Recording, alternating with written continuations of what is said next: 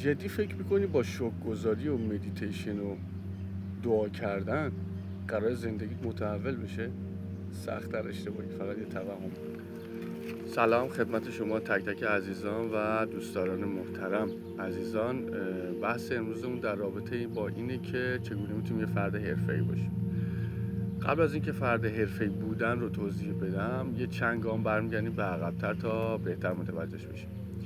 ببین عزیزان، ما از بعد تولد تا به امروز دارای یک مرکزیت نفس هستیم، بهش میگن ایگو سنتر.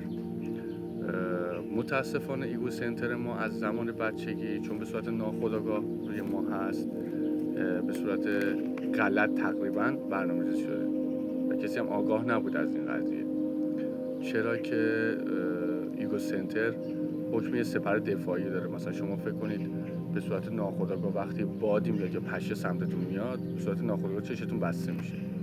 اما میگم چون از زمان بچگی به صورت غلط اینو برنامه‌ریزی کردن و ما آگاه هستیم از اینکه ناخودآگاه ما فیدش و تغذیه‌ش رو از قسمت خودآگاه ما میگیره، اطلاعاتی که ما بهش میدیم، دیتاهایی که ما بهش میدیم دریافت میکنه و اگه ما نتونیم این دیتاها رو بروز بکنیم، مغز و ذهن ما همون اطلاعات قدیمی رو برمی‌داره و استفاده میکنه و نتایج زندگی ما رو مشخص میکنه تا به امروز به اینجا رسیدیم. ببینید عزیزان، ما از بعد تولد تا به الان مایندستمون روی ایگو سنترمون روی گتینگ مود ست شده. یعنی ما فقط داریم دریافت میکنیم و به فکر دریافتیم. مثلا از زمان بچگی تا به الان غذا خواستیم، نمیدونم جلب توجه خواستیم، حتی درون طبیعت وقتی هستیم نفس میکشیم، میخوایم هر چیزی که هست رو میخوایم. ولی یک فرد حرفه‌ای به جز اینکه گتینگ مود داره، به صورت آگاه میاد این ایگو سنترش رو از روی گتینگ مود روی گیوینگ مود میذاره. یعنی فکر اینو میکنه که چه چیز ارزشمندی میتونم به این دنیا من اضافه کنم و سوددهی داشته باشه. شما تا زمانی که فقط به فکر دریافتی، تا یه حدی، تا یه سطحی میتونی پیشرفت کنی، ولی بعد اون دیگه نه. تا موقعی که چیزی رو به عنوان ارزش ارائه ندی از خودت به جهان روبروت، فرق نمیکنه انسان ها هستن، هر چیزی که شما حساب میکنید بتونی این کار رو انجام بدی، چیز بیشتری دریافت نمیکنید. ببینید، شما یه مثال میزنم براتون. فکر کنید که شما تو فصل سرد زمستون وارد یه جایی شدید و تنها جایی که وجود داره یه دونه شومینه است.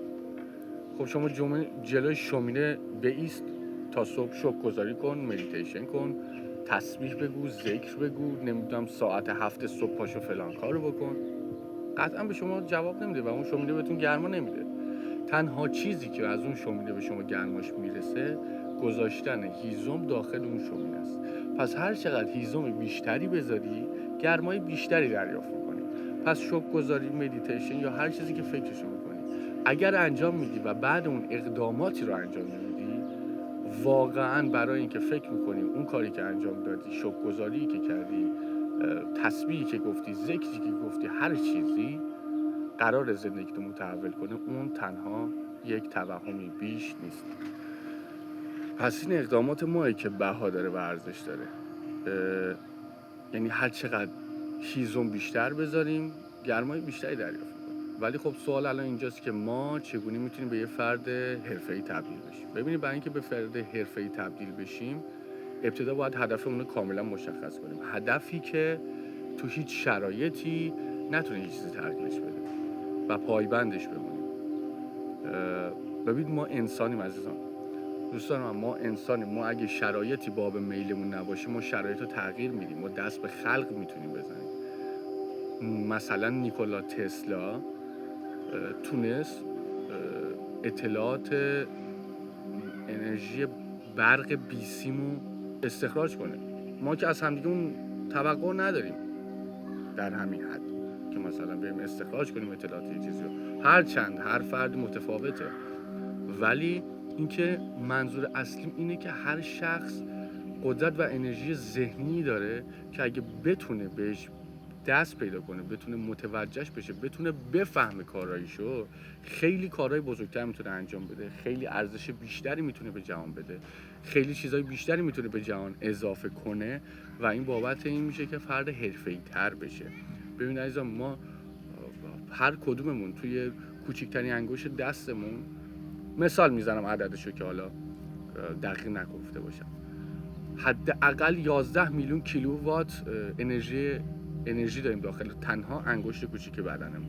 شما فکر کن با یه دونه انگشت میتونی مثلا برق یک هفته شهر رو تامین کنی. پس بنابراین وقتی ذهنت اینقدر قدرت داره، چرا ازش استفاده نکنی؟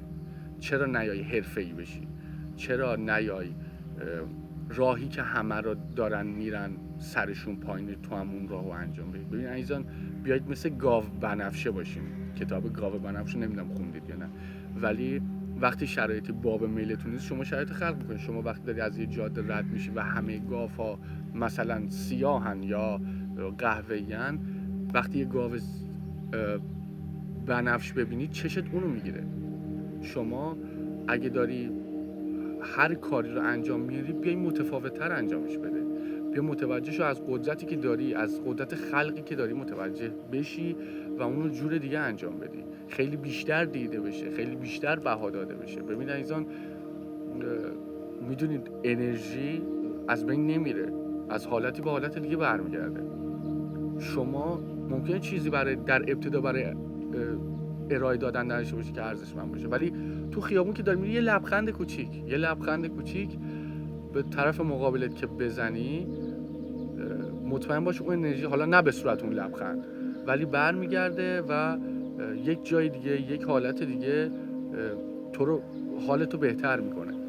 مثلا به عنوان مثال، من اگه ارزش قائل نمیشدم، این اطلاعات رو جمع آوری نمی‌کردم، برای شما ارزش قائل نمی‌شدم بیام و این اطلاعات رو رکورد کنم و بگم، قطعاً شما برای من ارزش قائل نمی‌شدی و این ویدیو تا انتها نمی‌دیدی. هر کسی میاد زمان ویدیو اول نگاه کنه، اوه مثلا 15 دقیقه 16 دقیقه، کسی وقتشو نمیذاره، ولی ارزش گذاشتنه که ارزش دارا بودن رو مشخص میکنه. ببین دقیقاً این قانون علت و معلولی که قبلا بهتون گفتم. ببین هر چیزی تا به امروز از قانون جذب شنیدید، حساب کنید یک سری حرفای زرد بوده، بذاریدش کنار. قانون جذب این نیستش که تو بشینی یه جا و فوکوس کنی و تصویر سازی بکنی. درسته اون چیزی که تصویر سازی میکنی از دنیای متافیزیک وارد فیزیک میشه، ولی اینکه تو برای دریافتش حاضری چیکار کنی. ببین عزیزان، جذب یعنی اینکه عکس العمل نزدیک من و پاسخش میشه اقدامات من. معنی اصلی قانون جذب که همه اساتید دارن میگن و متاسفانه یه تیکشون نمیگن اینه: شما عکس العملی که بابت چیزی که میخوای انجام میدی و اقداماتی که انجام میدی باعث میشه اون جذب رو دریافت کنی. اون چیزی که به قول گفتنی ویش کردی، آرزو کردی، هر چیزی که هست رو دریافت کنی، تصویر سازی کردی رو دریافت کنی. بنابراین متوجه شدیم که برای اینکه فرد حرفه‌ای باشیم باید چیکار کنیم؟ مایندستمون رو از چه چیزی به چه چیزی باید تغییر بدیم و اینکه تمام خواستار من از شما اینه که اگر توی فکرتون، ذهنتون هر چیزی، هر ایده‌ای هست، پیکاپ کنید و اونو عملی کنید. اولین قدم رو بردارید. تا موقعی که اولین قدم رو بر ندارید، اون برای شما فقط یک توهم باقی میمونه و متاسفانه در این توهم خواهید. پس نذارید که آرزوهای زندگیتون براتون در حد یک توهم باقی بمونه و تبدیل به فرد حرفه‌ای نشید.